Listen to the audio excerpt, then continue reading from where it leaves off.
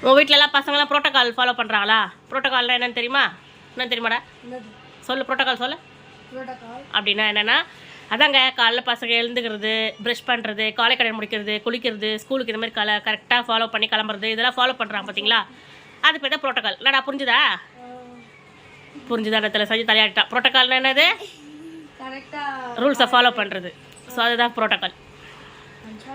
அப்படியே அந்த தயிர் சாதமே சாப்பிட்டு போயிடுவான் சஞ்சித். நல்ல பையன், தொல்லையே கொடுக்க மாட்டான். அந்த சாண்ட்விச்சே சாப்பிட்டா இப்போ இந்த சாப்பாடுக்கு சாப்பிட்டு கிளம்பிடுவான். பவிஷ் கேட்டால் கிளம்பல, இனிமேல் தான் கிளம்புவான். வீடு எப்படி இருக்குது தெரியுமா? கிளம்பி போனதுக்கு அப்புறம் தான் வீடெல்லாம் கொஞ்சம் நம்ம க்ளீன் பண்ணணும். அந்த அளவுக்கு இருக்கும் வீடு.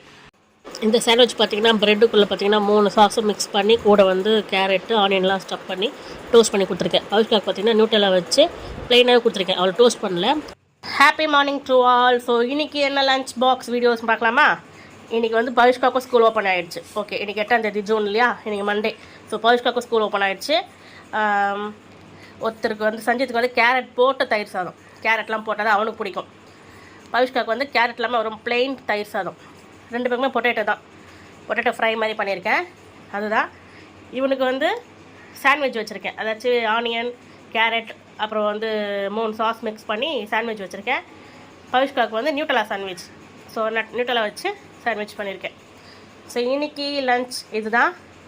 உங்கள் வீட்டெல்லாம் உங்கள் பசங்களுக்கு என்ன லன்ச் பேக் பண்ணிங்கன்றதை சொல்லுங்கள். அப்புறம் வந்து நான் ஊர்க்கா வீடியோ வந்து உங்களுக்கு இன்றைக்கி மார்னிங் வரும். அந்த ஊர்க்கா நான் ஃபஸ்ட்டு வீட்டில் போடும்போது ரொம்ப பிடிச்சிருந்தது எனக்கு.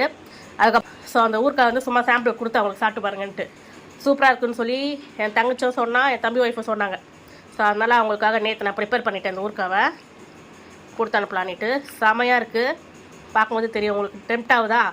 இந்த ஊர்க்கா பார்க்கும்போதே உங்களுக்கு அப்படியே சாப்பிடணும் போதே தோணும். ஃப்யூச்சரில் நம்ம பிஸ்னஸ் பண்ணிடலாமா? மேவா ஊர்க்கா பிஸ்னஸ் பண்ணலாமா? ஸோ அந்த அளவுக்கு தான் சூப்பராக இருக்குது ஊர்க்கா. சாப்பிட்டவங்க எல்லாருமே சொன்னாங்க. ஸோ அதனால தான் இந்த ஊர்க்கா உங்களுக்கு காமிக்கிறேன். இதோட ப்ரிப்பரேஷன் வீடியோ வந்து உங்களுக்கு முன்னாடியே வந்துடும். லஞ்ச் பாக்ஸ் அதுக்கப்புறம் வரும். ஓகே ஃப்ரெண்ட்ஸ், பசங்க ஸ்கூல் கிளம்பிட்டுருக்காங்க. லஞ்ச் பாக்ஸாக ரெடி ஆகிடுச்சு. பவிஷ்கோட புது வாட்டர் பாட்டில்